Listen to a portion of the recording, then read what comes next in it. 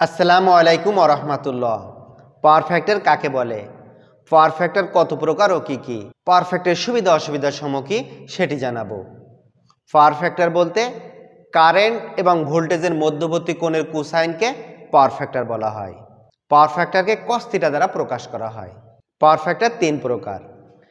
এক number unity power factor, দুই number lagging power factor, তিন নাম্বার লিডিং পাওয়ার ফ্যাক্টর। এবার জানাবো unity power factor, lagging power factor এবং লিডিং পাওয়ার ফ্যাক্টর কি। এই তিনটা পাওয়ার ফ্যাক্টর জানার জন্য আপনাদেরকে লোড সম্পর্কে জানতে হবে। লোড বলতে কি বোঝায়? বিদ্যুতের মাধ্যমে যে সমস্ত ইকুইপমেন্ট চলে এইগুলোকে লোড বলা হয়, যেমন লাইট, ফ্যান, মোটর ইত্যাদি। আর লোড হিসাবে তিন ধরনের লোড ব্যবহার হয়। এক নাম্বার রেজিস্টিভ লোড, দুই নাম্বার ইন্ডাকটিভ লোড, তিন number capacitive load. Resistive load, যে লোডগুলো রেজিস্ট্যান্স থাকে, বিশেষ করে যে লোডগুলোতে আলো এবং তাপ উৎপন্ন হয়, যেমন লাইট হতে আলো পাওয়া যায়, rice cooker, electric iron, soldering iron, এগুলো থেকে তাপ পাওয়া যায়। এই ধরনের লোডগুলো রেজিস্টিভ লোড। ইন্ডাকটিভ লোড, যে লোডে ইন্ডাকটিভ অর্থাৎ কয়েল থাকে, আর যে সমস্ত লোডে চুম্বক তৈরি হয়, ফ্যান, মোটর, এই ধরনের লোডে কয়েল থাকে এবং চুম্বক তৈরি হয়। ক্যাপাসিটিভ লোড, যে লোডে ক্যাপাসিটার ব্যবহার করা হয় সেই লোডগুলোকে ক্যাপাসিটিভ লোড বলা হয়। তবে সাধারণত আমরা ক্যাপাসিটিভ লোড ব্যবহার করি না, প্রয়োজনে ক্যাপাসিটারকে লোড হিসেবে ব্যবহার করা হয়। কখন ব্যবহার করা হয় ভিডিও দেখলে সহজে বুঝতে পারবেন। আমরা তিনটা লোড সম্পর্কে বলছি, এবার এই পাওয়ার ফ্যাক্টর সম্পর্কে জানাবো। তো ইউনিটি পাওয়ার ফ্যাক্টর কখন হয়?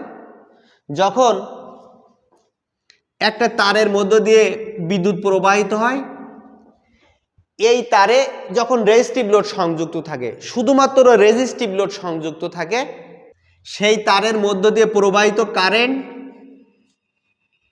আই, ভোল্টেজ ভি, এই তারের মধ্য দিয়ে প্রবাহিত কারেন্ট এবং ভোল্টেজ একই ফেজে থাকে, অর্থাৎ যেখানে কারেন্ট প্রবাহিত হয় সেখানেই ভোল্টেজ থাকে, একই ফেজে থাকে, ইন ফেজে থাকে।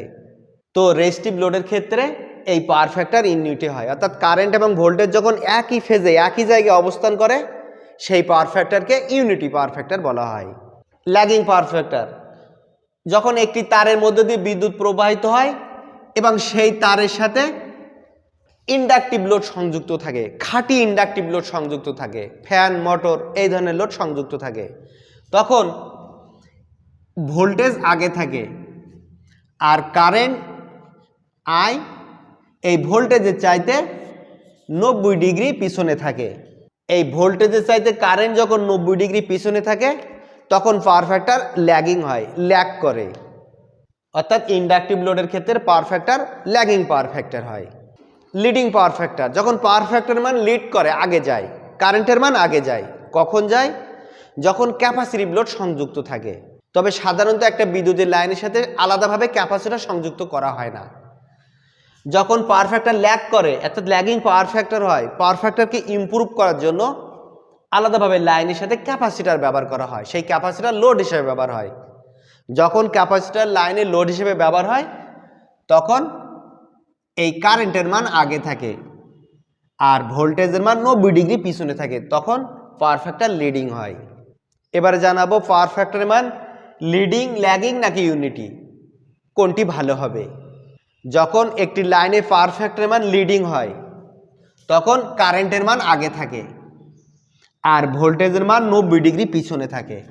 যখন লাইনে কারেন্টের মান আগে থাকে আর ভোল্টেজের মান পিছনে থাকে তখন ইন্ডাকটিভ লোড কোনগুলি? ফ্যান, মোটর, এই ধরনের লোডগুলো কম গরম হয়। গরম কম হওয়া বলতে একটা ফ্যান বা মোটরের ভিতরে যে লোহার অংশ থাকে, কোর থাকে, এই কোরগুলো গরম কম হয়। যে কয়েল থাকে, কয়েল কম গরম হয়। কোর এবং কয়েল গরম কম হওয়ার কারণে লস কম হয়, লস কম হলে বিদ্যুৎ খরচ কম হয়। কিন্তু ল্যাগিং পাওয়ার ফ্যাক্টরের ক্ষেত্রে ভোল্টেজ আগে থাকে, কারেন্ট পিছে থাকে। যখন ভোল্টেজ আগে থাকে আর কারেন্ট পিছে থাকে তখন ফ্যান এবং মোটরের কোর লস এবং কপার লস বেশি হয়, বিদ্যুৎ খরচ বেশি হয়। আর ইউনিটি পাওয়ার ফ্যাক্টরের ক্ষেত্রে কি হয়, রেজিস্টিভ লোড, লাইট এবং হিটিং এলিমেন্ট এই সমস্ত ইকুইপমেন্ট যখন চলে কারেন্ট এবং ভোল্টেজ একই ফেজে থাকে তখন ল্যাগিং বা লিডিং হয় না, পাওয়ার ফ্যাক্টর একই রকম থাকে, লোডের উপর ভিত্তি করে বিদ্যুৎ খরচ হয়ে থাকে।